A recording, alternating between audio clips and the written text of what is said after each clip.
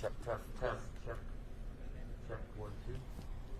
Testing, testing, 1, 2, check, check. Check, 1, 2. Check, 1, 2, check, check, test, test. Test, check, check, check.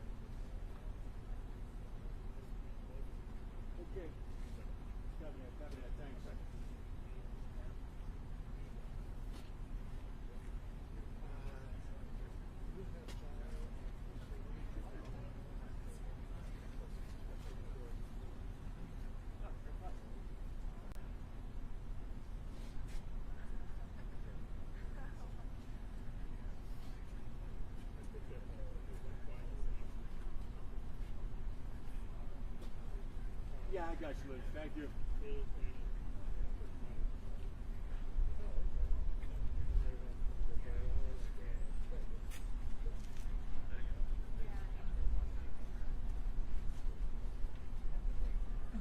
Jeremy, it's Uli. 1, 2, 3, 4, 5, 4, 3, 2, 1. 1, 2, 3, 4, 5. There you go. Those things, they never seem to stay when you need them the most. Yeah, and we're in here.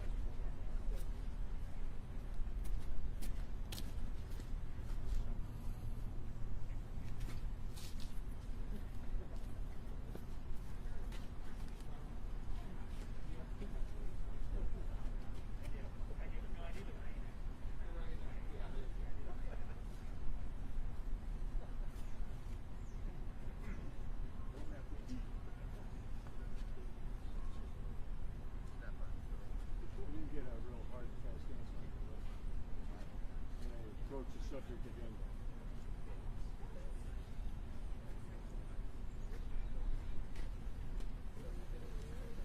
Last mic check. Check, 1, 2, check, check, check. Test, test. Can you hear me? Hello? Hopefully everybody back at station can hear me. Testing, 1, 2, 3. Check, check, check. I haven't heard that they were changing the time that was going to start, so should be starting any minute, hopefully. You good? Cool.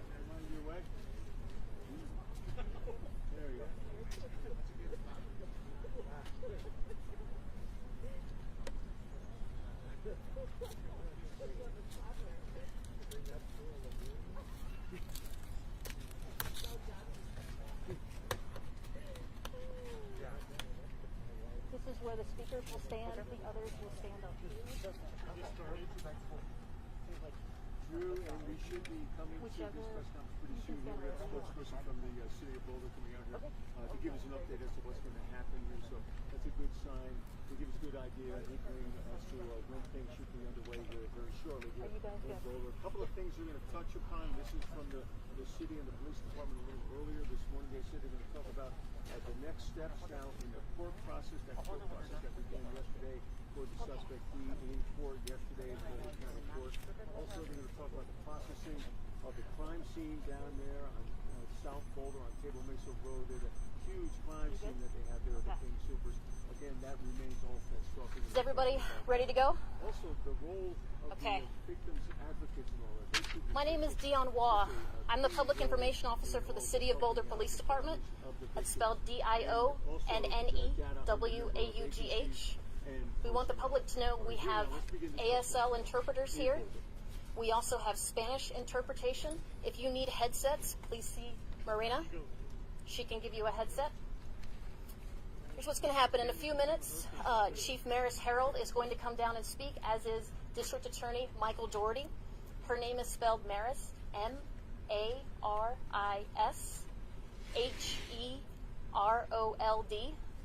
And he's District Attorney Michael, M-I-C-H-A-E-L, Doherty, D-O-U-G-H-E-R-T-Y. They will each briefly give a statement, and then they will take a few questions. So the seat is a little bit on the shorter side. Is it possible to have the gray mic moved down so we're not going to We're here. You jumped the gun before. That's much better. And we'll check the sound.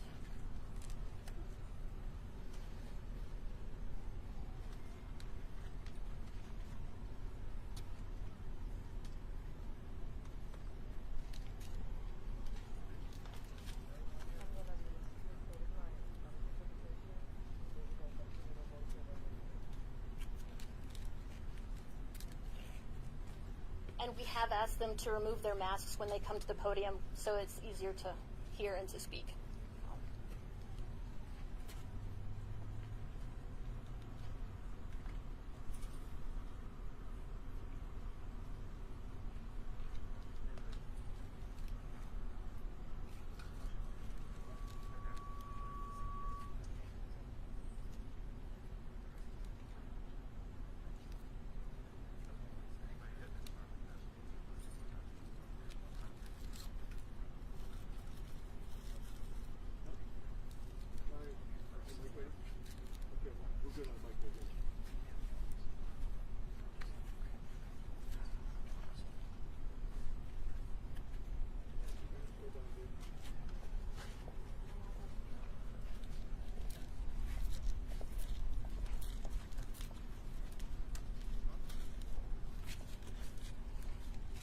Megan, we are just waiting here just a moment. And Chief Maris Harold is going to be our first speaker.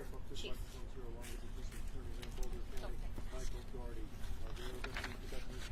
Thank you for coming today.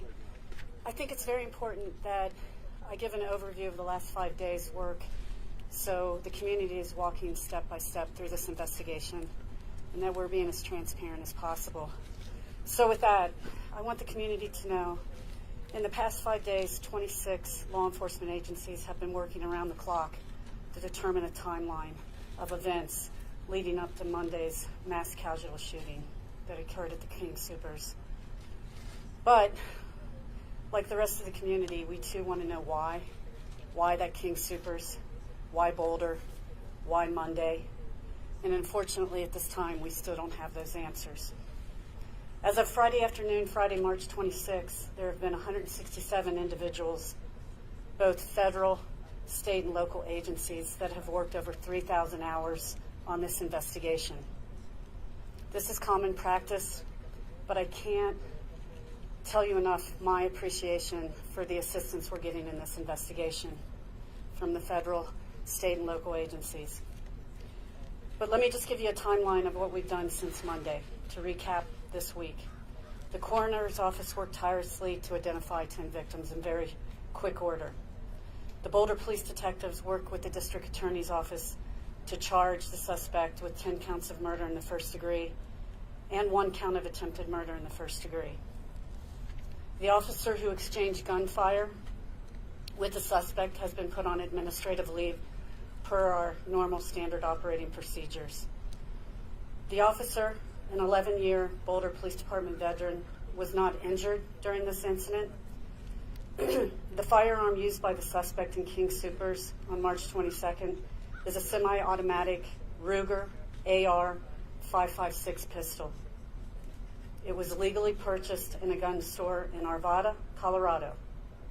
The defendant was also in possession of a 9mm handgun, but at this time we do not believe that gun was used in this incident. On Wednesday, the crime scene personnel finished the King Soopers lot parking lot and was able to successfully release many of those vehicles to their rightful owner. Yesterday, a team of investigators, including myself, did a walkthrough of the entire crime scene, which was very complex and obviously very challenging to not only myself, but the investigative team. I just want to say a few things about the community. We have received such an outpouring of sorrow, grief, and it's just been extremely heartening for me to see how the community supports this police department and the other victims involved in this unbelievable incident. For that, I just want the community to know that I'm very grateful. I also want to end on this because I have never seen this happen in my 30-year career. We have been able to successfully pull a team of victims advocates from across this region to work not only with our police department, but all of the victims' family. And I think that is so important because this is just the beginning of this journey, and this will be at least a year-long journey for these victims' families and the police involved in this case. So I have never seen such a great tool used in such a wonderful way, and for that, I'm extremely grateful as well. And I think we're going to answer some questions after District Attorney Michael Doherty speaks. Michael?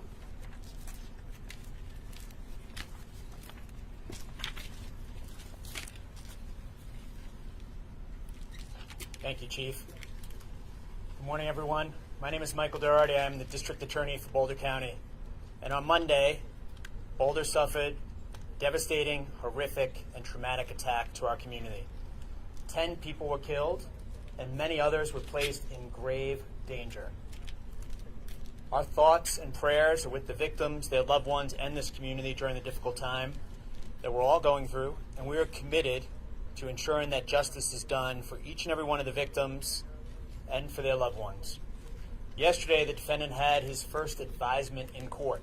He was advised of his rights by the judge, and he's currently being held without bond and remains in custody. Next week, the court will announce the next court date, and we'll share that information with the community as soon as the court announces the court schedule. And at some point, we'll have a hearing. It's called a proof evident presumption great hearing, which in Colorado is required by law when someone's being charged with first-degree murder and held without bond. The court has allowed some time for that hearing to take place so that the defense attorneys and the prosecutors have time to go through all the video evidence, all the reports, and all the discovery. And again, that next court date will be announced by State Judicial next week. I do want to stress, of course, the defendant has the right, the constitutional right to a fair trial. It's important that I stress that every time I talk to the media and community for a few reasons.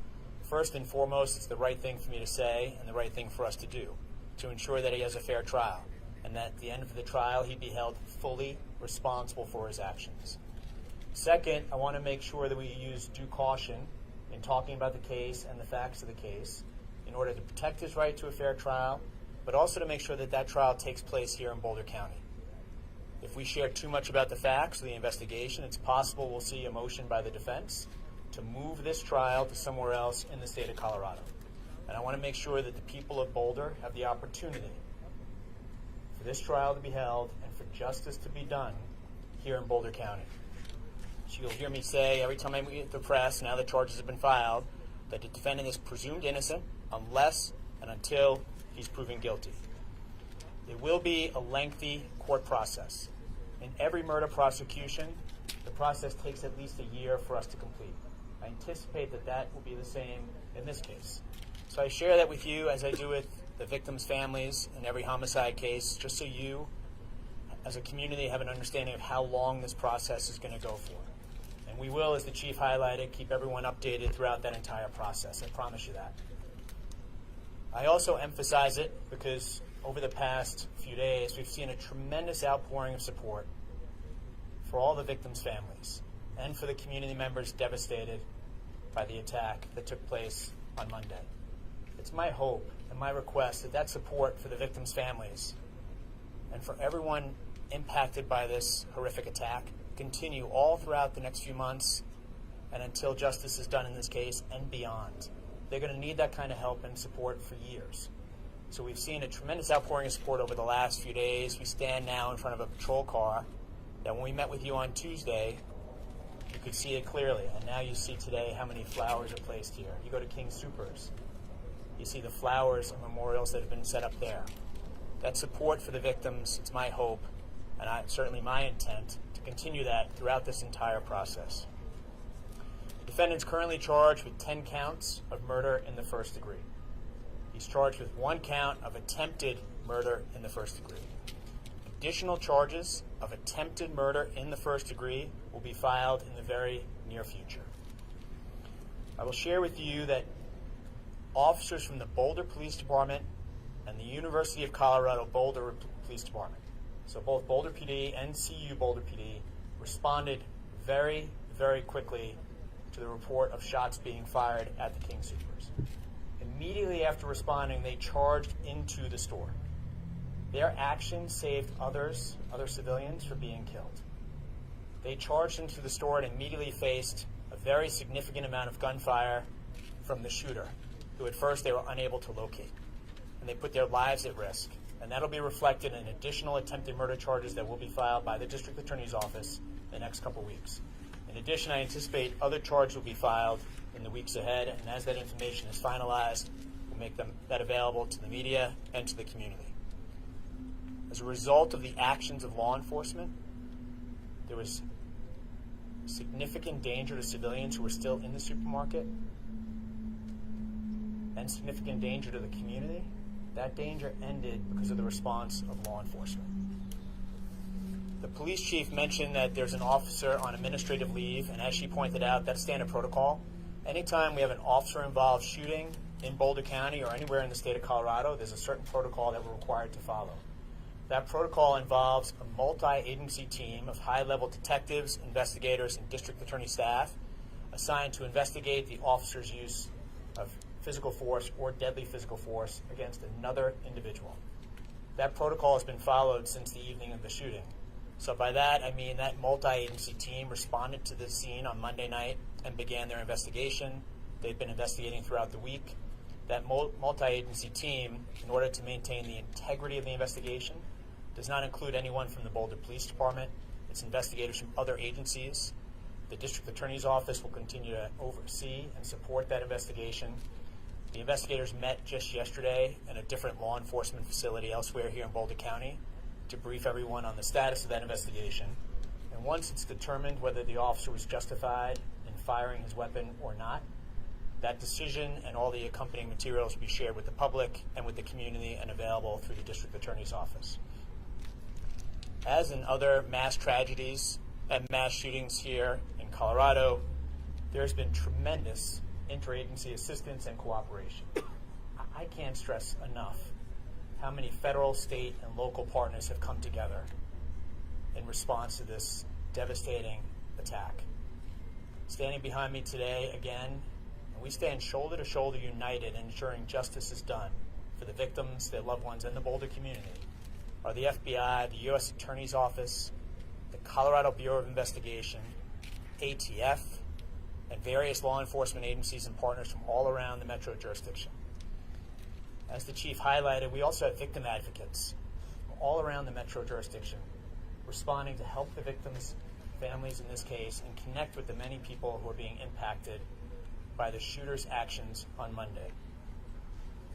There's a lot of work that remains to be done. This just happened on Monday. But I will share with you that the investigation is progressing rapidly.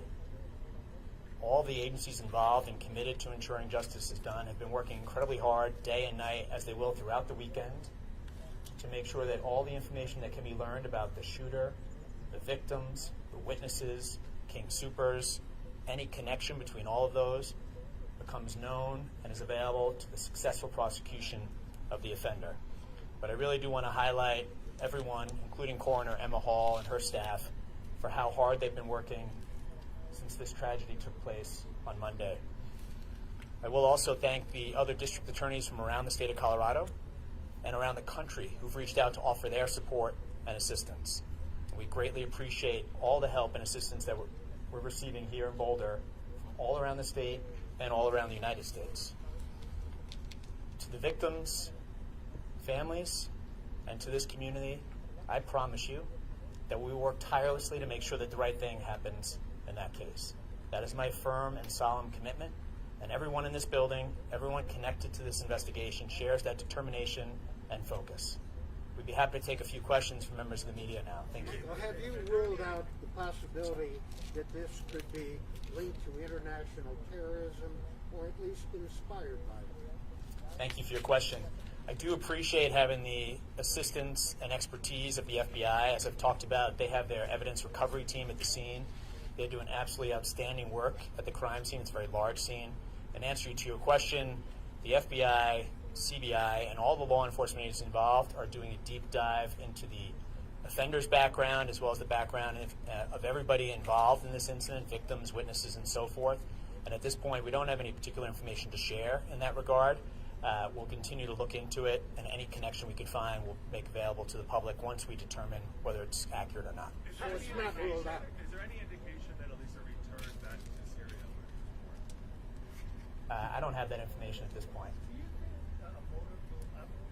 We're seeing in a lot of these shootings sometimes motive where we may never learn a motive in some of these. Do you think that's possible in the same sense or maybe the motive is not clear or not enough to sort of talk about this is exactly how it's happening? It's a good question. I think the victims' families and the community are desperate to know the motive. We want to know the motive, and that's going to be the focus of all our efforts going forward. Whether or not we're able to determine it remains to be seen. As you stand here today, now that you can't say that you have a clear motive, Still very early in the investigation, and that's going to remain a focus for us going forward. Yes. You mentioned that this was a very complex scene. Can you explain more about that, Chief? What makes the scene so complex? Sure, just the vastness of the scene. You're talking about a huge supermarket, obviously, a huge parking lot, numerous vehicles. It's just one of the most complex scenes I've ever worked personally, and that's why I'm so grateful that the FBI and their crime scene team is here, and the state CBI is here. It would take the Boulder Police Department weeks to get through a crime scene this complex, and so thanks for your question. has the suspect talked to his attorneys? this supermarket before? Is there any indication that why he chose this supermarket 30 miles away from where he lives? I really do wish I could tell you that. I just don't know. And that, like the DA said, that's the focus now of what we're trying to figure out. It'll be something haunting for all of us until we figure that out. And like someone said, sometimes you just don't figure these things out. But I am hoping that we will. Hey, Chief, has the suspect talked to his attorneys, or Mr. Doherty can answer this question, has the suspect talked to his attorneys and made any kind of statements outside of the court hearing that took place yesterday? Any conversations between the defendant and his counsel, of course, would be privileged and protected. We would not have that information available to us. Michael, can you say anything or give us any insight about any possible further review of the gun purchase that was made at the Eagle's Nest Armory in Arvada by the suspect? As the chief indicated in her remarks, the suspect is believed to have used an AR-556 pistol that was purchased legally in Arvada, Colorado. He was also in possession of a 9mm handgun, and at this point in time, it's not believed that that was used during the incident. The ATF and FBI have done a tremendously thorough investigation into the guns that he had on him that day, as well as other firearms that might be connected to him, and that investigation is ongoing. What can you say to the community who when you purchase a gun legally, when there are so few red flags, what is the answer going forward about how to prevent these? So I've spoken loud and clear over the years since becoming district attorney about the need for us to reduce gun violence in Colorado and throughout the United States. And at this point in time, those discussions and real action needs to continue. I'm going to remain very focused on this case. It is my primary focus. And today we stand just a few days after this mass shooting. And I'm going to keep the victims and their loved ones and the successful prosecution of this case as my focus. Do you know, are any of the victims hit by friendly fire? I do not believe so at this time. Obviously, we're going to be investigating this for weeks and weeks, but at this time, I just don't know that. Chief, do you know how many shots were fired by the gunman? How many shots the gunman fired? I don't have that information. Michael, do you have that information? I do have a preliminary idea as to how many shots were fired. We're not ready to confirm the number yet. It's a painstakingly thorough investigation being conducted by the FBI evidence recovery team. So to answer your question, yes, we do know the number, but we're not ready to finalize that number and confirm that it's accurate. If you picture a supermarket, picture all the shelves, all the products, everything. They're going through every single shelf, pulling everything off the shelves, looking in the walls, and that is going to continue throughout the weekend. And once that crime scene is released, we'll be in a position to announce the number of bullets that were fired by the shooter in this case.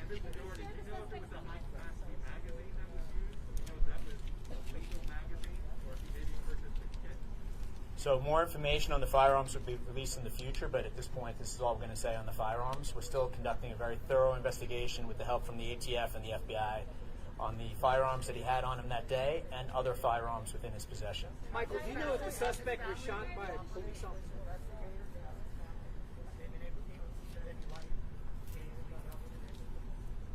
Thank you for your question. I'm not going to talk about any particular witness. What I would say is if anybody out there has any information, I really encourage you to contact the Boulder Police Department or the FBI tip line with information.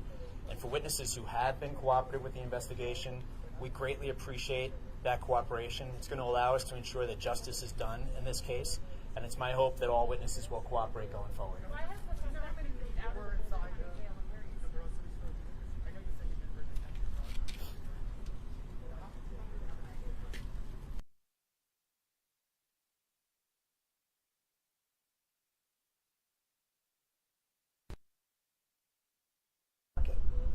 That's how many people were there. And the defendant, but for the actions of law enforcement and the quick thinking by a lot of the people in the supermarket, this would have been much, much worse in terms of the number of victims. In answer to your question, it's been reported that there have been security concerns around the defendant. That's not exactly unusual necessarily. I don't have any specific information, but there have been other cases where there might be a particular concern and the individual's moved to another facility. And that's all I have on that particular question. Do you have any information about a stop at another place, like the day after the shooting or something? Told us to ask at the press conference.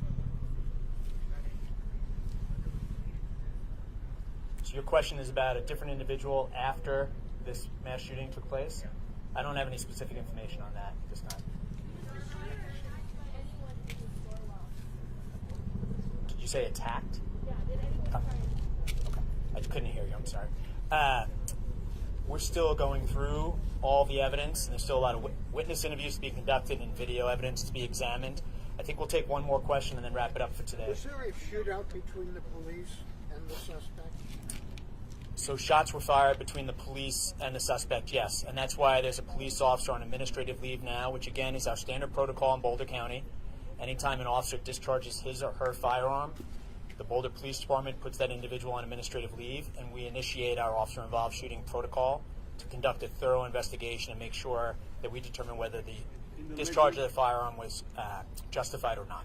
The leg wound, is that from an officer's shot? Officer's gun, do you know at this time? It's too early for us to confirm that. Thank you. So I appreciate your question. I will just leave it with this, that law enforcement's response saved additional lives from being taken, and more detail will be shared in the weeks ahead. Thank you so much for being here today. I'm going to turn it back over to Dion. Thank you. Thank you. Thank you. Thanks. They actually have another investigative briefing to get to, so they don't have time for any more questions. I do have a fact sheet with some of the information that talked about the number of agencies, number of tips, number of hours that investigators and detectives from all these agencies have put in. But this is all the information we have for this morning's press conference. Thank you. You have those to hand out? Yep. And I will email it as well. Okay, I great. printed out a number of the correct numbers.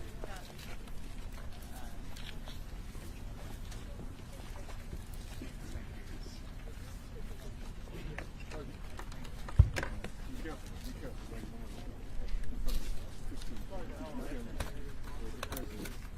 Yeah.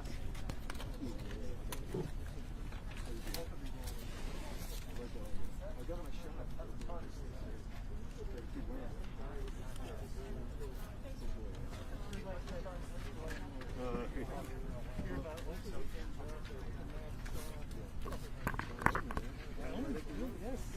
Just for the weekend. Yep. All right, well, good luck to you. Thank you. Yeah, appreciate it. I live up here on the north end of town, so.